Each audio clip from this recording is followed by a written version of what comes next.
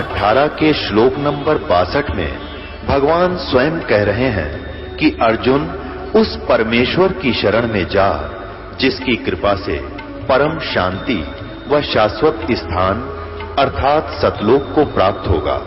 वो परमेश्वर कौन है, कहां है, कैसा है, जानने के लिए कृपया अवश्य सुनिए जगत गुरु तत्वदर्शी संत रामपाल जी महाराज के अमृत वचन। सतगुरुदेव की जय। बंदी छोड़ कबीर परमेश्वर जी की जय। बंदी छोड़ गरीबदास जी महाराज जी की जय।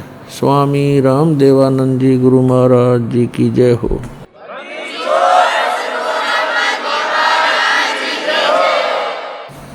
गरीब नमो नमो सतपुरुष को नमस्कार। गुरु की नहीं सुर नर मुनि जन साधुआं संतों सर्वस दी नहीं। सतगुरु साहेब संत सब डंडो तुम प्रणाम। आगे पीछे मद हुए तिनको जा कुर्बान। नराकार निर्विषम काल जाल वैभंजनम निर्लेपम निज निर्गुणम अकल अनुवेशोन्दनम सोहम सुरति समाप्तम सकल समाना निर्तल उज्ज्वल हीरंबर हरदमं बेपर्वा अथाह वार पार निमद्यतम।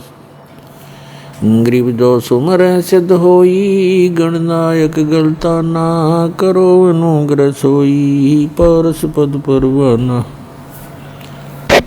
आदि गणेश मनाऊं गणनायक देवन देवा चरण कमल लो लाऊं आदंत करूं सेवा। परम शक्ति संगीतम रिद्धि सिद्धि दाता सोई अवगत गुण अतीतम सतपुरुष निर्मोही जगदम्बा जगदीशम मंगल रूप मुरारी। तन मन अर्पों शीशम भक्ति मुक्ति भंडारी। सुर नर मुनि जन ध्यावे ब्रह्मा विष्णु महेशा शेष सहस मुख गावे पूज आदि गणेशा। इंद्र कुबेर सरीखा वरुण धर्म राय धामे समर्थ जीवन जी का मन इच्छा फल पावे। 33 कोटि आधारा ध्यावे से 88 जल पारा कट है यम की फांसी। 33 कोटि आधारा ध्यावे से 88 उतरे जल पारा कट है यम की फांसी। कर जोरों विनती करूं धरूं चरण पर शीश। गुरु जी राम देवानंद जी महाराज ने दियो नाम बख्शीश। कोटि कोटि सिजदा करूं कोटि कोटि प्रणाम। चरण कमल में राखियो मैं बांधी जाम गुलाम। कुत्ता हूँ गुरुदेव का रामपाल दास का नाम। गले प्रेम की जेवड़ी जाखें चौहां जाऊं। तो करो तो बावड़ो दूर दूर करो तो जाऊं। जो राखो तो ही रहूं जो देवो सुख। परम पिता परमात्मा पूर्ण ब्रह्म सारी सृष्टि के रचनहार कुल मालिक कबीर परमेश्वर जी ये हम सभी आत्माओं के जनक हैं, सबके पिता हैं। ये वो पूर्ण परमात्मा हैं, ये कादिर भगवान हैं, समर्थ अल्लाह हैं, कंप्लीट गॉड हैं, जिनके अंदर ये सर्वे गुण प्रत्यक्ष है। तुमेव माता च पिता तुमेव बंधु च सखा तुमेव विद्या च द्रविणम तुमेव सर्व मम देव देव। यही परमात्मा हमारे वास्तव में पिता हैं। पालक होने के कारण ये पिता हैं, हमारे जनक होने के कारण ये हमारी माता है, क्योंकि इन्होंने हमें अपने वचन से उत्पन्न किया हुआ सभी आत्माओं को। और यही हमारा असली धन है, क्योंकि परमेश्वर स्वयं आकर बताते हैं, कबीर सब जग निर्धना, धनवंता ना कोई, और धनवान उसको जानियो जिस पर राम नाम धन होए। फिर परमात्मा बताते हैं, राम रटत कोड़ी ही भलो, राम रटत कोड़ी ही भलो, चू चू पड़े जो चामे, वो सुंदर शरीर किस काम का, जा मुख नाही नाम। कबीर राम रटत दारिद्र भलो, टूटी घर की छान, वो सुंदर महल किस काम के, जहाँ भक्ति नहीं भगवान। राम रटत कन्या भली, साकेट बलो न पूत, जैसे छेरी के गल में गलथना, जिसमें दूध न मूत। कबीर जिव्या तो वाये भली, जो रटे हरि नाम, नहीं तो काट के फेंक दियो, ये मुख में भलो ना चाम। परमपिता परमात्मा कबीर देव, कबीर साहिब, अल्लाहु अकबर, ये हमारे सभी आत्माओं के जनक हैं, ये सब के पिता हैं। और यही वो रहमत वाले अल्लाह हैं, ये वही कृपा के सागर हैं, जो अपनी आत्माओं को, जो इनकी शरण में आकर के सत भक्ति करते हैं, उनको सर्व सुख प्रदान करते हैं। और जो भक्ति नहीं करते या करते हैं तो शास्त्र विधि त्याग कर मनमाना आचरण करते हैं, या वे इनकम्प्लीट गॉड की, अधूरे भगवानों की भक्ति करते हैं, तो वो प्राणी मोक्ष प्राप्ति नहीं कर सकते। और उनका प्रारब्ध में यानी किस्मत में लिखा हुआ जो पाप कर्म है, जिसके कारण प्राणी को कष्ट होते हैं, उससे भी छुटकारा नहीं पा सकते। प्रत्येक प्राणी इस काल के लोक में 21 ब्रह्मांड में, आप पृथ्वी लोक पर रह रहे हो, ये भी काल के लोक के अंतर्गत आता है। कोई भी सुखी नहीं है। परमात्मा ने बताया कि आप झूठे सुख को सुख कहते हो, आप किस बात को सुख मान बैठे हो। पैसा हो, बढ़िया कोठी हो, कार हो, संतान हो, बस आप इसको मौज मानते हो, इसको आप सुख मानते हो। लेकिन आप भूल जाते हो बगैर तत्व ज्ञान के कि जिनके ये सर्व सुख थे, उनका किसी का पुत्र मर गया, किसी की पुत्री विधवा हो गई, किसी की पुत्री मृत्यु हो गई, और कईयों के तो परिवार दुर्घटना में नष्ट हो जाते हैं। तो फिर कहाँ गई वो मौज? उस समय ध्यान नहीं आता हमारे को कि ये कैसे बिजली गिर रही है, क्यों तो हम मर रहे हैं, क्यों जन्म रहे हैं, इसके पीछे कारण क्या है। तो ये परमात्मा ने आके बताया, जो हमारे पिता हैं, और हम गलती से यहाँ आ गए थे इस काल के साथ मेला देखने, और इस मेले में हम भी चल गए, अपने परमात्मा से भी छुड़ गए। अब वो परमात्मा यहाँ आता है हमें समझाने के लिए कि जिस स्थान पर आप रह रहे हो ये स्थायी स्थान नहीं है, ये तो एक मेला है। कोई 10 वर्ष रह सकता है, कोई 20 वर्ष, कोई 50 वर्ष, कोई 60 और 100 वर्ष, उसके बाद सभी ने यहाँ से जाना पड़ेगा। और यहाँ आप एक दूसरे से अस्थायी तौर पर जुड़े हुए हो, जैसे मेले में मित्र बन जाते हैं। आपका परिवार इतना ही समझो। तो वो आकर जब हमें बताना चाहते हैं तो हम यहाँ इस काल के जाल में फंस चुके होते हैं। और ये काल एक विलियन है, खलनायक है। इसकी चेष्टा रहती है कि यहाँ मेरे जाल में फंसे हुए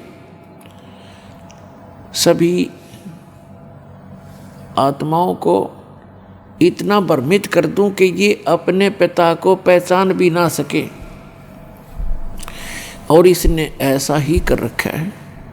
जब वो परमात्मा यहाँ आते हैं स्वयं, तो उस समय हम उसको पहचान नहीं पाते और झूठे ज्ञान के आधार से, भ्रमित ज्ञान के आधार से हम अपने ही पिता का विरोध करके इस काल कसाई के जाल में फंसे ही रह जाते हैं।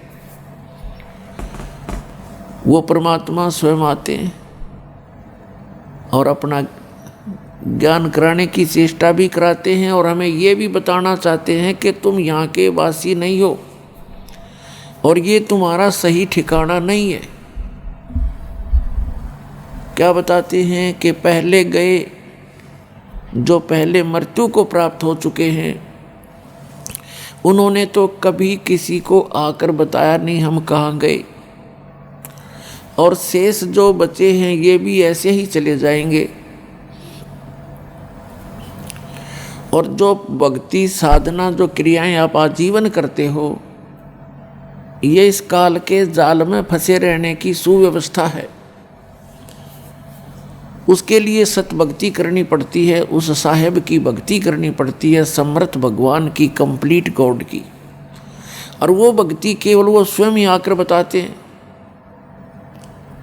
जब वो बताने आते हैं तब तक हम इन नकली गुरुओं, आचार्यों, शंकराचार्यों, काजी और मुल्लाओं और इन पीरों के द्वारा इतने भ्रमित कर दिए जाते हैं कि हम परमात्मा के उस ज्ञान को स्वीकार नहीं कर सकते, नहीं कर पाते। पुण्यात्माओं, इसके पीछे क्या कारण रहा कि हम सभी अशिक्षित थे और प्रत्येक धर्म के धर्मगुरु कुछ एक व्यक्ति होते थे जिनको हम ये मानते थे कि ये सभी सदग्रंथों से, अपने अपने धर्म के सदग्रंथों से पूर्ण परिचित हैं, विद्वान पुरुष हैं, जिस कारण से हमने उनके किसी भी बात पर डाउट नहीं हुआ, अविश्वास नहीं हुआ। और अभी तक हम उनके द्वारा दिए गए लोकवेद, दंत कथा को आधार मानकर अपना जीवन जी रहे थे। परमात्मा को पता था कि ये तब तक मुझे नहीं पहचान पाओगे जब तक ये स्वयं शिक्षित ना होंगे। तो पुण्यात्माओं, चौथा युग आ गया है। जनता कभी शिक्षित नहीं थी, क्योंकि ये शिक्षा एक अभिशाप है इस जीव के लिए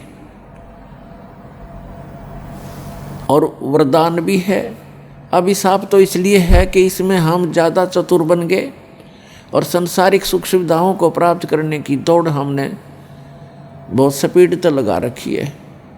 एडी से चोटी का जोर केवल माए इकट्ठी करने में लगे, अभिमानी हो गए। छोटी सी पोस्ट पर मिल जाती है, हवा में उड़ जाता, सीधे मुँह बात नहीं करता वो व्यक्ति। और पहले अपने बुजुर्ग थे, आए का आदर करते थे, प्यार से बोलते थे, विनम्र रहते थे। तो विनम्र व्यक्ति के साथ भगवान रहता है। जिसमें जरा सा भी अभिमान आ जाता है उससे भगवान दूर हो जाता है। केवल वो अपना फिर कर्म ही प्राप्त करता है पूर्व जन्म का, उसको अन्य कोई लाभ नहीं मिल सकता। तो अब परमात्मा ने आप जी को शिक्षित बनाया है। अब ये शिक्षा आपके लिए वरदान सिद्ध होगी कि आप परमात्मा को पहचान सकोगे, अपने सदग्रंथों को स्वयं पढ़ सकते हो, निर्णय ले सकते हो। और इस मनुष्य जीवन का मूल उद्देश्य है केवल परमात्मा प्राप्ति, भक्ति करके सतलोक जाने के लिए ही ये मनुष्य जीवन प्राप्त होता है। जो क्रियाएं हम करते थे, संतानों उत्पत्ति, उनकी परवरिश में सारा जीवन लगाकर हम ये कहा करते थे, हमारे बुजुर्ग, हमने देखा सुना कि मेरा काम पूरा हो गया, बच्चों का विवाह कर दिया, परमात्मा ने उनका संतान दे दी, अपने पैरों पर खड़े हो गए। अब मेरी बेशक मृत्यु होगी, हो जाओ, मेरा काम पूरा हुआ। अब इस तत्व ज्ञान से, अध्यात्म ज्ञान से पता चला कि मनुष्य वाला काम तो शुरू भी ना किया उसने। ये कर्म तो पशु पक्षियों जैसे ही किए आज तक जो आपने किए। तो इस मनुष्य जीवन का यदि कोई मूल उद्देश्य है, केवल परमात्मा प्राप्ति है। और आप जी जिनको ये मानव शरीर मिला है, ये एक ड्रेस है, ड्रेस पोशाक। इसको संत भाषा में चोला बोलते हैं, चोला यानी कपड़ा। तो ये वस्त्र आपको अन्य प्राणियों से भिन्न प्राप्त है, तो इसका कोई काम भी भिन्न है। और उस काम के बिना इस मनुष्य जीवन का कोई यूज नहीं। चाहे कितने कोठी बना लो, फैक्ट्री लगा लो, या चाहे कितनी कार खरीद लो, एक सेकंड में मृत्यु हो जाती है, सब कुछ धरा धराया रह जाता है। और हाथ मसलता हुआ हारे हुए ज्वारी की तरह यह प्राणी यहाँ से शरीर छोड़कर चला जाता है। जो भक्ति नहीं करता और भक्ति कर रहा है नकली गुरुओं के पास, वो भी हारे हुए ज्वारी की तरह ही जाएगा। तो पुण्यात्माओं, आप जी को ये ड्रेस अलग मिली है, इसका काम भी भिन्न है। जैसे बच्चे विद्यालय में जाते हैं, विद्यार्थी की ड्रेस, उनकी पोशाक भिन्न होती है। और अन्य जो मजदूरी करते हैं या खेतों में काम करते हैं या कोई अपनी अन्य दुकान आदि कार्य करते हैं, मजदूरी करते हैं, तो उनकी ड्रेस पोशाक भिन्न होती है। और जिनको ड्रेस पहन कर जाते हैं, जो विद्यार्थी हैं, उनको फ्री कर दिया जाता है परिवार की तरफ से कि बेटा और बेटी तुम अपनी शिक्षा ग्रहण करो, अपना भविष्य बनाओ। और यदि वो बच्चे उस शिक्षा काल में, विद्यार्थी जीवन में अपना उद्देश्य को ध्यान में ना रखकर, पढ़ाई ना करके कोई सिनेमा देखता है, कोई ताश खेलता है, या कोई ऐसे ही गप्पे मारता रहता है, तो उनको फिर बाद में बहुत पछताना पड़ता है जब वो उनका विद्यार्थी जीवन समाप्त हो जाता है। एक समय एक व्यक्ति सड़क के ऊपर, रोड के ऊपर वहाँ मिट्टी डाल रहा था, मजदूरी कर रहा था। वहीं पर उसी रोड का इंचार्ज एक एक्सियन आया, एग्जीक्यूटिव इंजीनियर, और वो जब आकर इंस्पेक्शन करके चला गया, तब वो टोकरी डाल रहा व्यक्ति, वो मजदूर कहता है कि ये एक्सियन, इसका ये नाम है, ये मेरा सहपाठी था, मेरा क्लास फेलो था, मेरे कर्म फूट गए, मैं पढ़ा को नहीं, बकवाद करता रहा, सिनेमा देखता रहा। हम इकट्ठे ही इंजीनियरिंग कर रहे थे, +2 करके, 12वीं करके, और मैं पढ़ा नहीं। आज ये एक्शन लग के कारों में घूम रहा है और मैं मजदूरी कर रहा। तो परमात्मा कहते हैं आप यूँ पछताओगे जिनको मानव शरीर प्राप्त है। ये विद्यार्थी हो तुम, और जो बच्चे इधर ध्यान देंगे, अपना इस मूल उद्देश्य को पूरा कर लेंगे, सत्य भक्ति, पूर्ण संत की खोज करके, सत्य भक्ति करके, ये तो चले जाएंगे सतलोक में, जहाँ कोई सुख, कोई दुख नहीं, सुख ही सुख है। और फिर कभी मृत्यु नहीं होगी, कभी वृद्ध अवस्था आपको नहीं सतावेगी। वहाँ वो सृष्टि है रहने की। ये तो सजा प्राप्त प्राणी यहाँ पर डाल दिए गए हैं, जिन्होंने वहाँ गलती की थी एक बार। तो जो यहाँ से सत्य भक्ति करके चले जाएंगे, तो वो तो सुख पाएंगे उसे, जो पढ़कर एक्शन लग गया। और दूसरे दुख पाओगे जो इस मनुष्य जीवन के अंदर केवल राजनीति में, कोठी बनाने में, बंगले बनाने में, घूटी सूटी लाने में और बेमतलब की बकवाद करके अपना जीवन व्यर्थ कर जाते हैं। वो ऐसे पछताएंगे जैसे वो मजदूर पछता रहा था, फिर गधे कुत्ते बनकर मजदूर लगेंगे। इसलिए परमात्मा ने आकर स्वयं ज्ञान दिया है कि आप भक्ति करो, और जो भक्ति नहीं करते वो चाहे भले ही आज आपको सुखी नजर आते हैं, वो उनके पूर्व जन्म की शुभ कर्मों की बैटरी चार्ज है। आगे चार्जर लग नहीं रहा, तो जब तक पूर्व जन्म की बैटरी चार्ज है यानी पुण्य कर्म है वो उनके चलेंगे, तब तक तो उसको कोई परेशानी नहीं होगी। और जब परेशानी आने लगेगी, बैटरी डिस्चार्ज होगी, पुण्य क्षीण हो जाएंगे, फिर उस पर कहर पे कहर टूटेंगे। तो इसलिए जो आज सुखी है उसको भी चार्जर लगाना पड़ेगा, यानी सद्भक्ति रूपी ये साधना इस दास से प्राप्त करनी पड़ेगी। क्योंकि विश्व के अंदर इस दास के अतिरिक्त किसी के पास सतभक्ति नहीं और सच्चा ज्ञान नहीं, सब गलत ज्ञान प्रचार कर रहे हैं।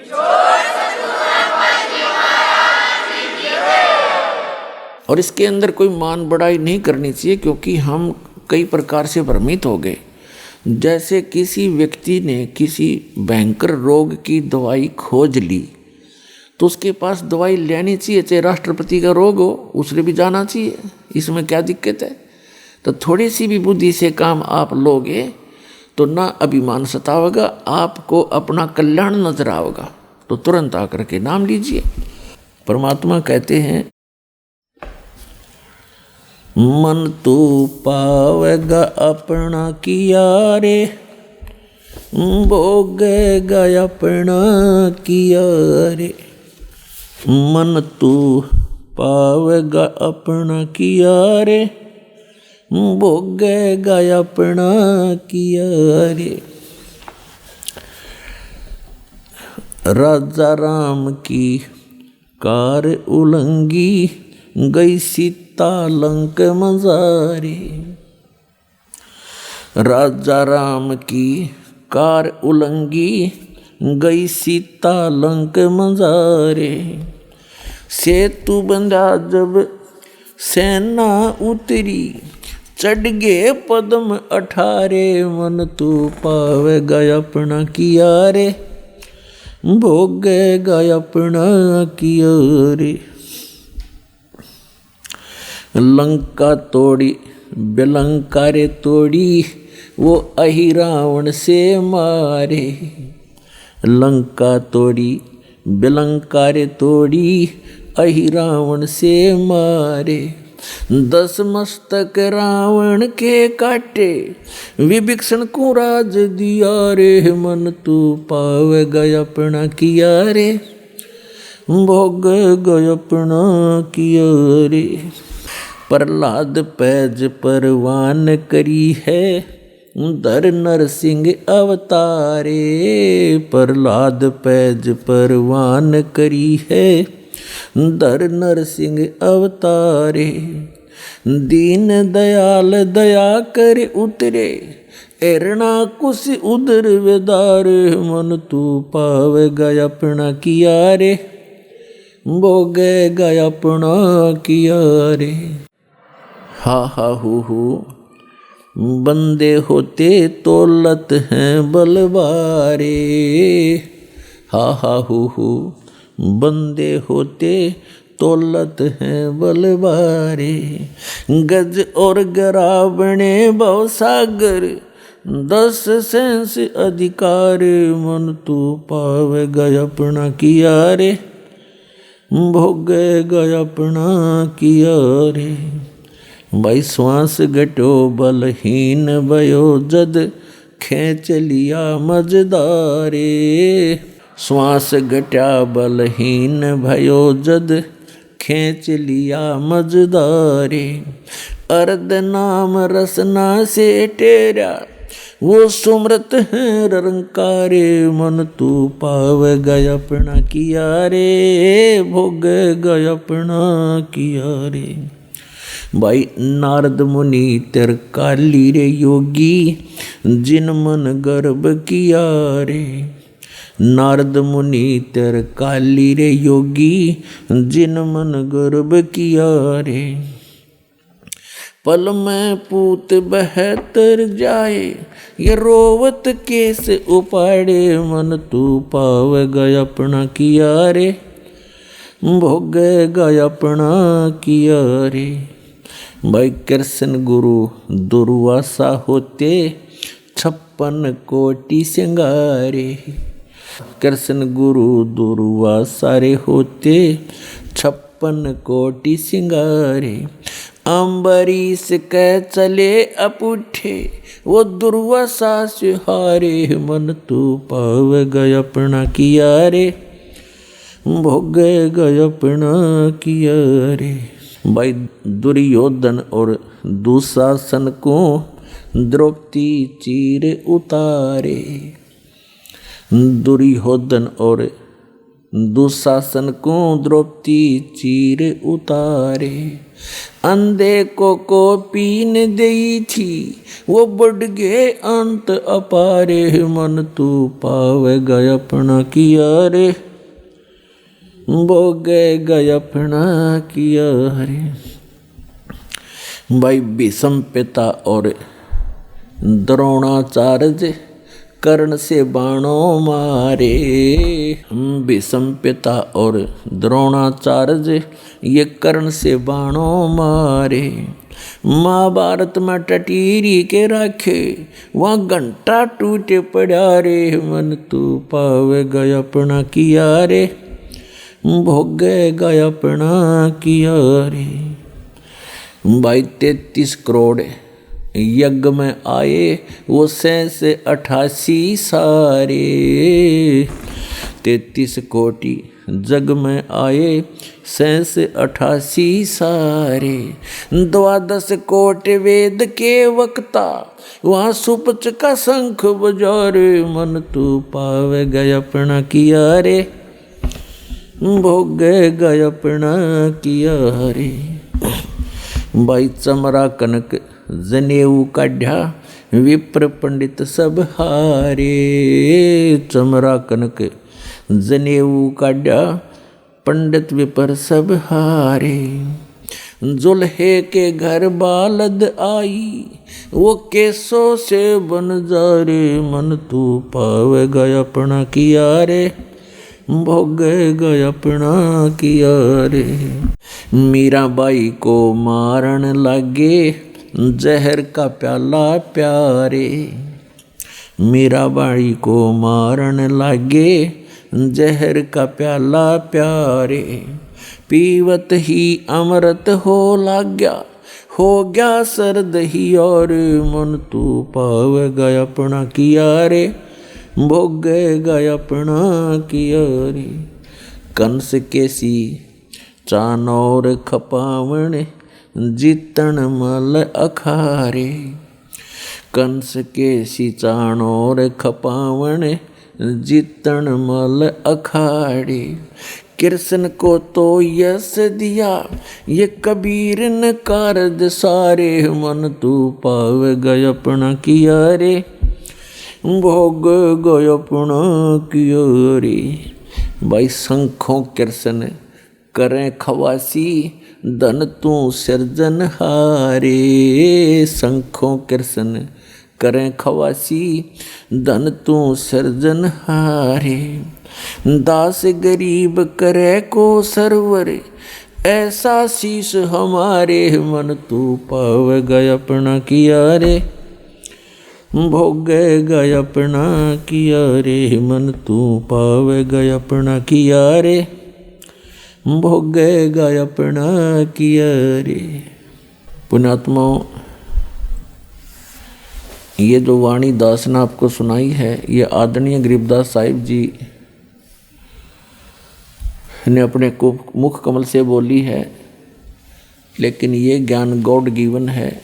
पूर्ण परमात्मा वो समर्थ परमात्मा जो कंप्लीट गॉड है, पूर्ण परमात्मा कबीर साहिब जी आदरणीय गरीबदास साहिब जी को आकर मिले थे। खेतों के अंदर जब वो गऊ चरा रहे थे, 10 वर्ष के बालक पाली गए हुए थे, गवाले थे, और भी बहुत से गांव के व्यक्ति बड़े छोटे अन्य भी अपने अपने गऊओं को इकट्ठा ही चरा रहे थे। तो वहाँ परमात्मा आए थे, एक जिंदा महात्मा का रूप बना के, एक साधु संत का रूप बना के, और गरीबदास जी की आत्मा को निकाल के सतलोक लेकर गए थे। ऊपर के ब्रह्मांडों का सारा विवरण दिखाया था। ब्रह्मा विष्णु महेश के लोक दिखाए, धर्मराज का लोक दिखाया, क्या क्या यहाँ की व्यवस्था है, आप यहाँ जन्मते मरते क्यों हो, इसका कारण क्या है, ये सब उनको प्रत्यक्ष करवाया था। किनको? आदरणीय गरीबदास साहिब जी को। आदरणीय गरीबदास साहिब जी को फिर परमात्मा अपने सतलोक लेकर गए थे, जिसे सचखंड कहते हैं, जिसको शाश्वत स्थान कहते हैं।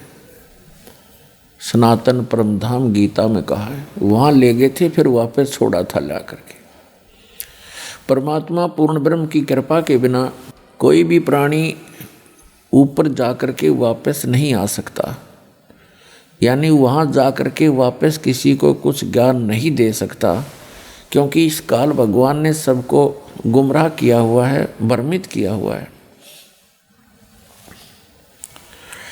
केवल परमात्मा अपनी रजा से ऊपर ले जाते हैं। उन्होंने चंद पुण्यात्माओं को ऐसे ऊपर ले जाके वापस छोड़ा, और उन्होंने उस परमात्मा की गवाही दी है, अपनी अमृतवाणी रूपी एफिडेविट दिए हैं कि वो परमात्मा इन सभी भगवानों से अन्य है, इन सभी भगवानों से, प्रभुओं से अन्य है। ब्रह्मा जी से, विष्णु जी से, शिव जी से, दुर्गा जी से, ब्रह्म से और परब्रह्म से, इनसे अन्य है, उसको पूर्ण ब्रह्म कहते हैं। गीता अध्याय नंबर 8 के श्लोक नंबर 3 में उसी को परम अक्षर ब्रह्म कहा है। तो पुण्यात्माओं, वो परमात्मा स्वयं ही ऊपर ले जाते हैं अपनी आत्माओं को, फिर वापस छोड़ते हैं।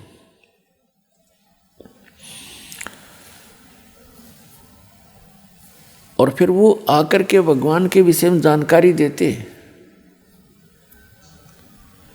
उनमें से एक गरीबदास जी हैं, जो परमात्मा से प्राप्त यथार्थ ज्ञान के आधार से क्या बता रहे हैं कि जिस लोक में आप रह रहे हो, ये तो केवल भक्ति करने के लिए आपको मानव शरीर दिया जाता है इस लोक में। बाकी अन्य प्राणी तो अपने पूर्व जन्म के कर्मों का ही भोग रहे होते हैं।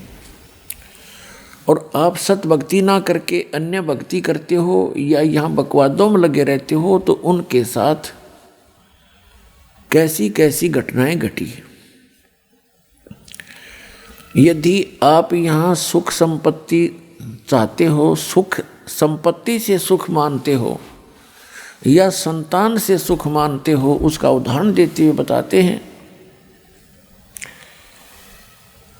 सर्व सोने की लंका होती रावण से रणधीरम, एक पलक में राज बिराजी वो जम के पड़े जंजीरम, मन तू सुख के सागर बस रे भाई और न ऐसा यस रे। फिर बताते हैं, क्या मांगो कुछ थिर ना रहाई, और देखत नैन चला जग जाई, एक लख पूत सवा लख नाती, उस रावण के आज दीवा नबाती। यदि आप यहाँ संपत्ति चाहते हो, बड़ी बड़ी हवेली बनाना चाहते हो, कई कई मंजिल की कोठियाँ बनाना चाहते हो, और उसके ऊपर अच्छी मार्बल वगैरह लगा कर अपनी शान और शौकत बनाकर आप खुश हो, उसको संकेत देते हैं कि श्रीलंका का राजा जो रावण था, उसने सोने के महल बना रखे थे, सोने की ईंटों से, और उसके 1 लाख पुत्र थे।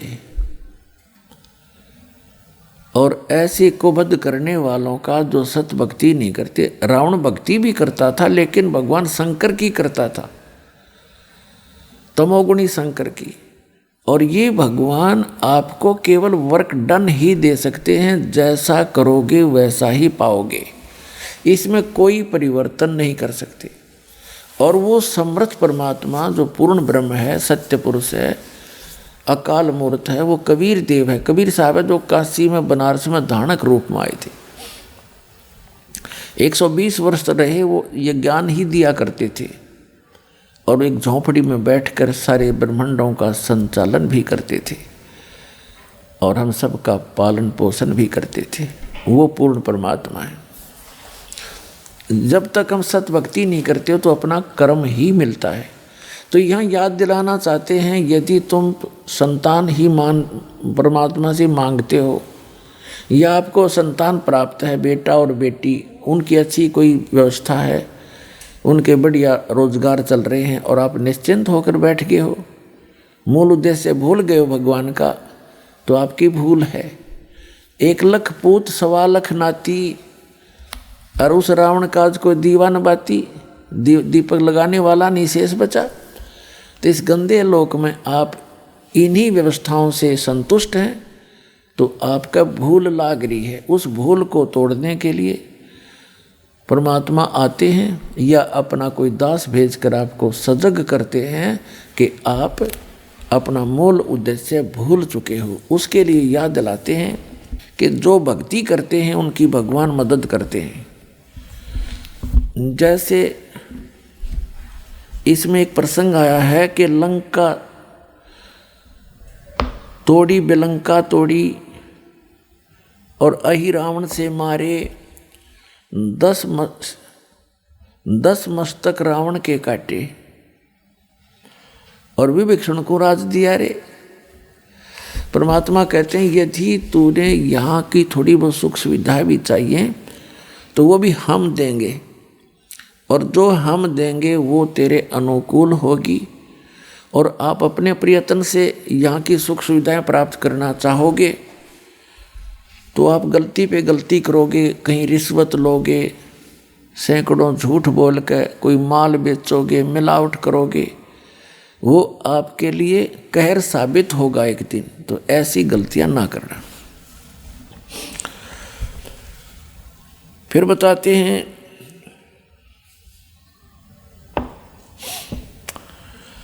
एक हा हा हु नाम के 2 साधक थे।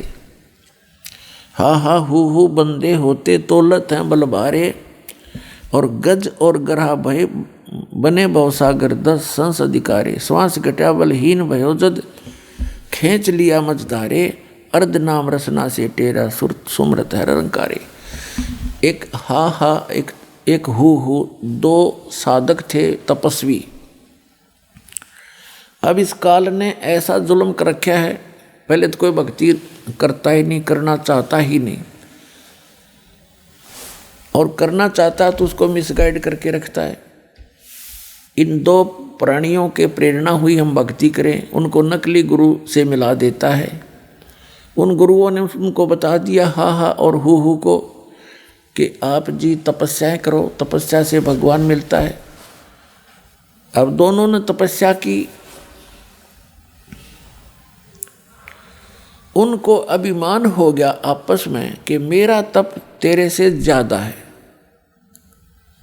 दूसरा कहता कि नहीं, मेरी तपस्या तेरे से अधिक है। तो दोनों का फैसला, वो अपना निर्णय कराने के लिए ब्रह्मा जी के पास गए। ब्रह्मा जी से पूछा कि हमारा निर्णय करके बताओ, आप तो अंतर्यामी हैं, कि हम में से कौन से का तप ज्यादा है। ब्रह्मा जी को पता था कि तप से सिद्धियां आ जाती हैं, और ये जितने भी ऋषि मुनि थे सिद्धियां प्राप्त करके ये सर्प बन गए विषैले। इनके जरा सी भी कोई प्रतिकूल बात कर देता था उसको श्राप दे देते, और जिसका खामियाना श्री विष्णु जी ने भी भोगना पड़ा।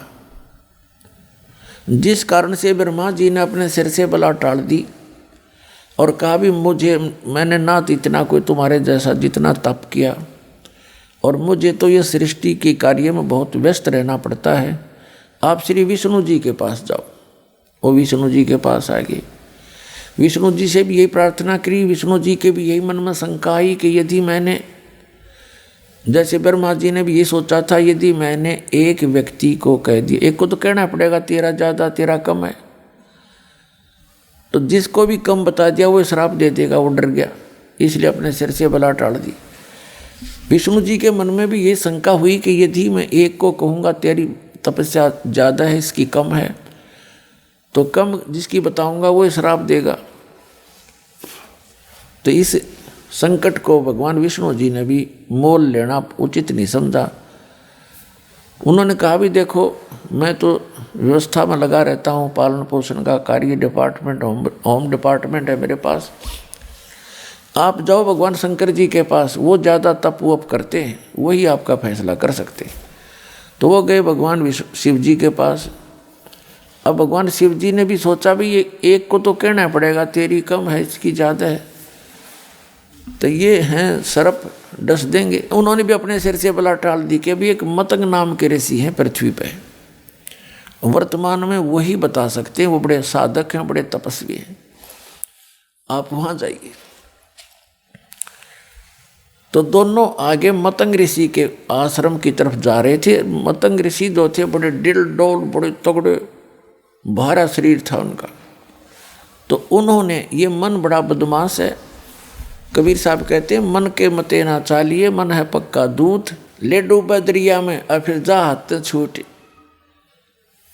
उल्टे काम करवा के फंसवा के फिर आप निकल जाता है। तो उन्होंने दोनों ने देखा उस महापुरुष को। मतंग ऋषि पूछा कहाँ है, कि वो सामने बैठे तगड़े थे, डुल डुल। एक ने तो मन में सोचा कि बड़ा हाथी सा बैठा भाई, दूसरे ने सोच लिया अच्छा मगरमच्छ साहित महात्मा। तो उन्होंने मतंग ऋषि के पास आकर के कहा, मतंग ऋषि के पास एक सिद्धि थी जो मन की वृत्ति बता देती थी, इसने क्या सोच रखा है। तो मतंग ऋषि से उन्होंने प्रश्न किया कि महाराज हम में से कौन से की तपस्या ज़्यादा है, कौन शक्तिशाली है, आप निर्णय करो। मैं कहता हूँ मेरी भक्ति ज़्यादा, तपस्या ज़्यादा, ये कहता है मेरी ज़्यादा। मतंग ऋषि ने कहा कि जो तुम्हारे मन में तुमने सोच के आए हो उसी से फैसला होगा। तो आपने क्या सोचा भगवान? आपने ये सोचा था कि मतंग ऋषि बड़ा हाथी सा पड़ा है, तो और आपने सोचा था ये मगरमच्छ जैसा है। आप मगरमच्छ बनो, आप हाथी बनो, अपना फैसला आप करो। तो दोनों का शरीर छूट गया, मृत्यु होगी। एक ने हाथी के यहाँ जन्म हुआ, दूसरे का मगरमच्छ के घर जन्म हुआ, शेष जन्म हुआ।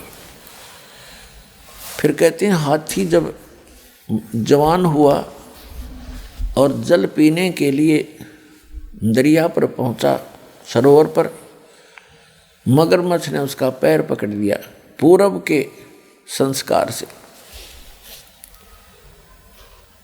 अपने आत्मा पहले मगरमच्छ ने हाथी को अंदर खींचना चाहा, हाथी मगरमच्छ को बाहर खींच लाया, फिर कभी वो अंदर खींच ले जाए, कभी वो बाहर खींच ले। सारा दिन ऐसे उनकी रिहर्सल चले और शाम को मगरमच्छ उसका पैर छोड़ दे कि कल आना, कल आऊँगा। अगले दिन फिर वो ऐसे ही चलते रहे। कहते हैं 10,000 वर्ष से भी अधिक समय तक वो आपस में झगड़ते, ऐसे ही लड़ते रहे। परीक्षा अपना जो है ये रिहर्सल करते रहे। क्या हुआ कि जो हाथी के साथी थे वो उसके लिए दूर दूर से घास तोड़ कर लाएं, कीड़े तोड़ तोड़ के लाएं, उसको खिलाएं रात को, और सुबह फिर पहलवान की तरह हाथ मिलवा दें उनका। तो ऐसे आसपास का जो चारा था वो खत्म हो गया और मगरमच्छ के वहाँ उपलब्ध मछलियाँ काफ़ी रहती थी, वो अपना वहाँ से छका रहता था। तो बलहीन हो गया हाथी और मगरमच्छ ने वो खींच लिया और इतना गहरे पानी में ले गया कि सूंड का थोड़ा सा हिस्सा शेष था जहाँ से हाथी श्वास लेता है। उसकी नाक बहुत लंबी होती है, 5-7-10 फुट की, तो सारा खींच लिया। सूंड ऊपर रखा हुआ था। जब उसने देखा कि अब सूंड में भी पानी प्रवेश होगा तो मर जाएगा, अपनी ताकत भूल के परमात्मा को याद किया। थोड़ा सा राम भी पूरा नहीं कहने पाया था, रा। उसी समय कहते हैं सुदर्शन चक्र आया और मगरमच्छ का लगा। मगरमच्छ ने उसका पैर छोड़ दिया, हाथी बाहर आ गया। अब वहां भगवान प्रकट हुए श्री विष्णु रूप में और आकर कहा कि भी गज यानी हाथी आप चलो स्वर्ग में। तो क्योंकि आपने मुझे कसक के साथ याद किया, आपने मेरे को कसक के साथ याद किया, इसलिए स्वर्ग चल। तो जब मगरमच्छ ने कहा कि हे भगवान देखो, हम अपनी जिद के आधार से अभिमानवश हम एक दूसरे से लड़ रहे थे, और जब इसने आपको याद किया मैं उतनी ही कसक से सुन भी रहा था, लेकिन मानवश मैं इसको छोड़ नहीं रहा था। तब भगवान ने कहा ठीक है भाई, तुम दोनों ही चलिए, आप दोनों को ही स्वर्ग भेज देते हैं। अपने आत्माओं कहने का भाव ये है, इस कथा का निष्कर्ष ये निकलता है कि पहले तो यहाँ डरे ढोते हैं ये साधक, फिर इनके अंदर अभिमान घर कर जाता है। परमात्मा कहते हैं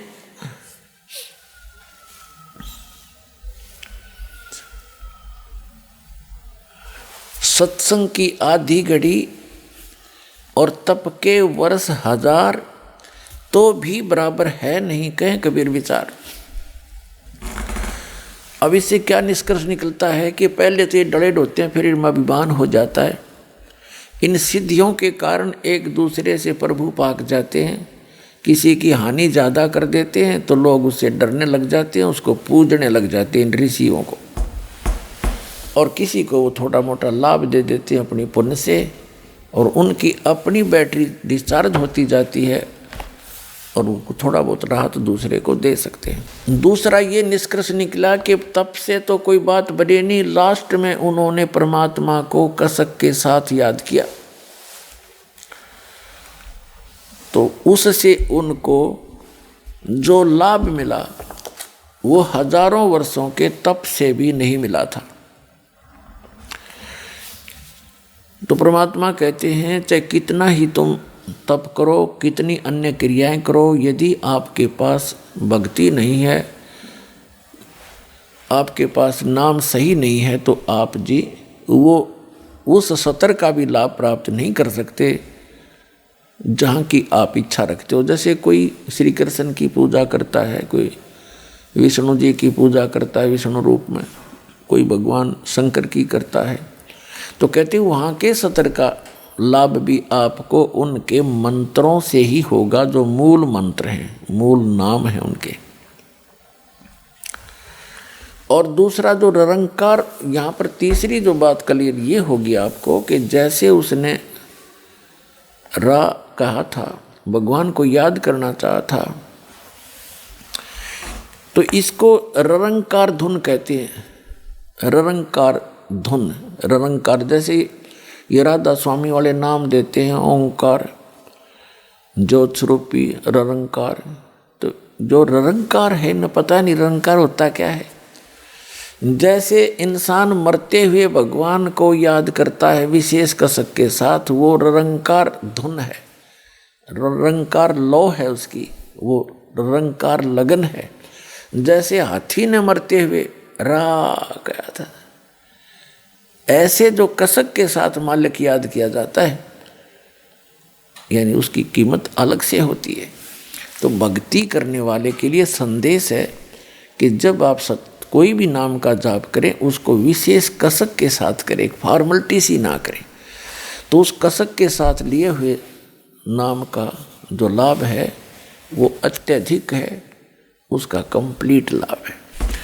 तो यहाँ कहने का भाव ये था कि पहले तो ये डले ढोते हैं, फिर आंडी पाक जा अभिमान हो जाता है भक्ति करके, और फिर यहीं के यही रह जाते हैं।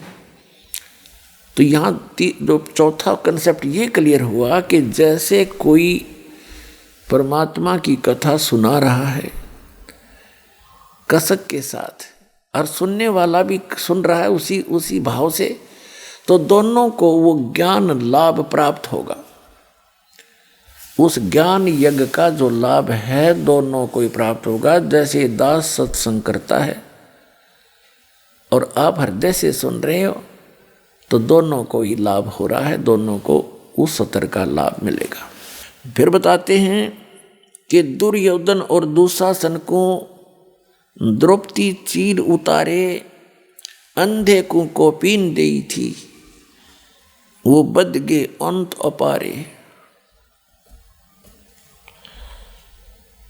भीष्म पिता और द्रोणाचार्य कर्ण से बानों मारे, महाभारत में टटीरी के रखे, वहां घंटा टूट पड़ा रे। अब क्या बताना चाहते हैं कि मन तू पावेगा अपना किया रे, भोगेगा अपना किया रे। दुर्योधन और दुशासन ने द्रौपदी के चीर उतारने का, उसको नग्न करने का प्रयत्न किया, तो उस द्रौपदी का चीर क्यों बढ़ गया? पुण्यात्माओं, आज तक जो भी आपको राम नाम की कथा सुनाई गई है, भगवान की कथाएं सुनाई गई हैं, वो इनकम्प्लीट थी, उनका कोई सिर पैर नहीं था। जैसे हमारे मन में एक शंका बनी रहती थी कि जैसे द्रौपदी जी का चीर उतारना चाहा और वो उतरा नहीं, ये कारण क्या था? हम कथा पढ़ते थे, सुनते थे और ये भी सुनते थे भगवान ने बढ़ा दिया।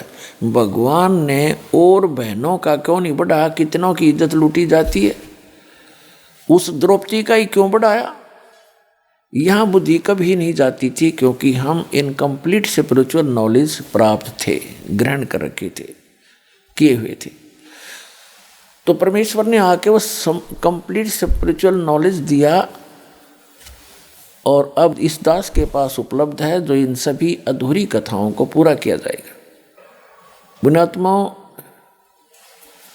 आप एक बात को याद रखना कि विश्व के जितने भी प्राणी हैं, ये सभी उस अल्लाह अकबर के, उस कबीर भगवान के, अल्लाह अकबर माने बड़े भगवान के, वो ग्रेट गॉड के, कंप्लीट गॉड के बच्चे हैं। और आज जितने भी पोस्ट प्राप्त हैं, जैसे कोई ब्रह्मा बना है, कोई विष्णु बना है, कोई शिव बना है, या कोई अन्य पोस्ट प्राप्त है, कोई देव बना है, महादेव बना है, और चाहे कोई अन्य यहाँ पृथ्वी के ऊपर राष्ट्रपति बना है, मंत्री बना है, प्रधानमंत्री, मुख्यमंत्री बना है, ये सभी पूर्व की भक्ति किए हुए पुण्यकर्मी प्राणी हैं। अब जैसे दास आपको क्लियर कर ही रहा है और आपको लगभग क्लियर स्पष्ट हो भी रहा है कि शास्त्र अनुकूल साधना करने से ही जीव को भक्ति लाभ प्राप्त होता है। अध्यात्म मार्ग का जो लाभ होता है वो शास्त्र अनुकूल साधना से ही होता है। और शास्त्र अनुकूल साधना कैसे होती है? जो सदग्रंथों में विद्यमान हो, सदग्रंथों में जिसका ज्ञान हो, सदग्रंथों के आधार से जो भक्ति हो, उसको कहते हैं शास्त्र अनुकूल साधना।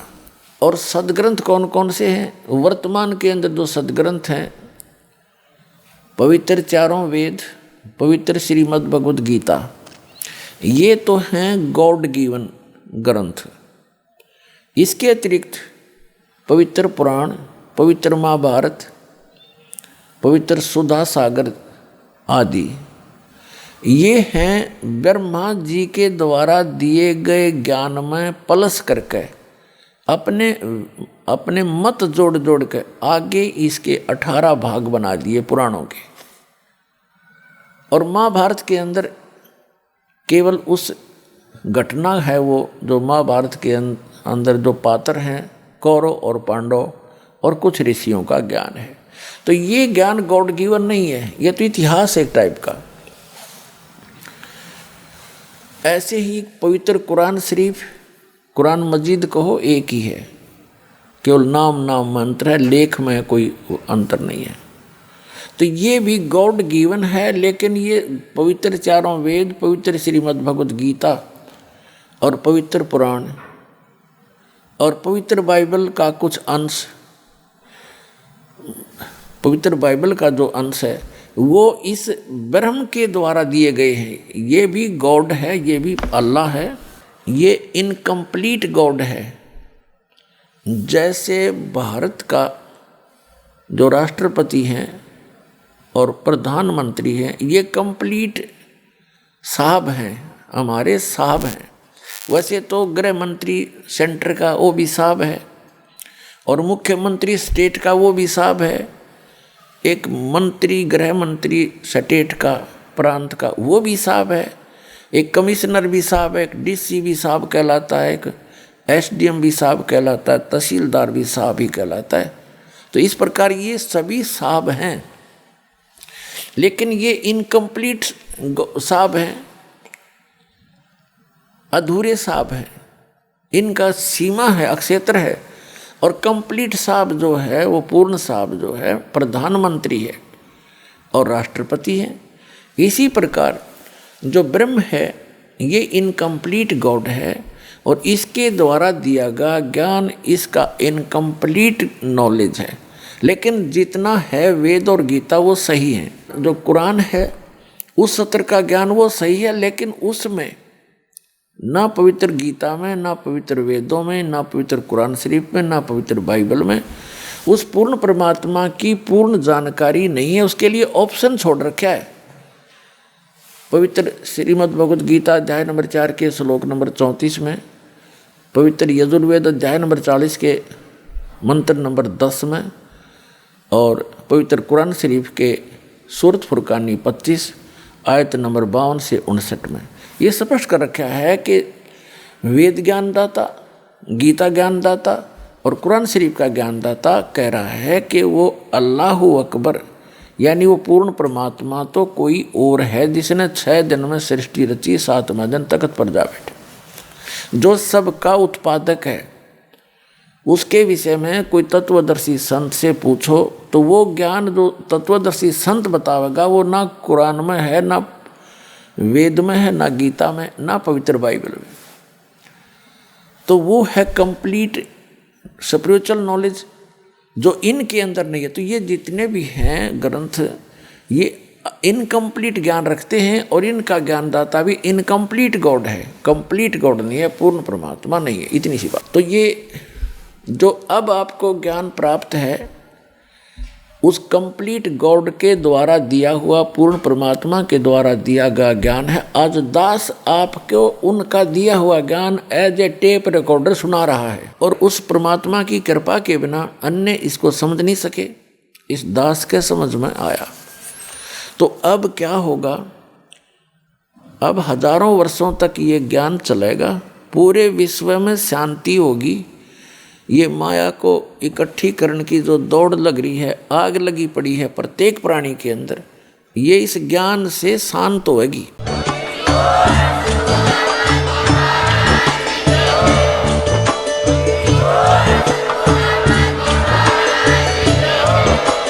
आप सुन रहे थे जगत गुरु तत्वदर्शी संत रामपाल जी महाराज जी के मंगल प्रवचन। अधिक जानकारी के लिए विजिट कीजिए हमारी वेबसाइट www.jagatgururampalji.org। संत रामपाल जी महाराज जी के शुभ आशीर्वाद से पूरे विश्व भर में 500 से भी ज्यादा नाम दीक्षा केंद्र हैं, जिन पर संत रामपाल जी महाराज जी द्वारा ऑनलाइन निःशुल्क नाम दीक्षा दी जा रही है। अपने नजदीकी नाम दीक्षा केंद्र का पता करने के लिए संपर्क करें 8222880541।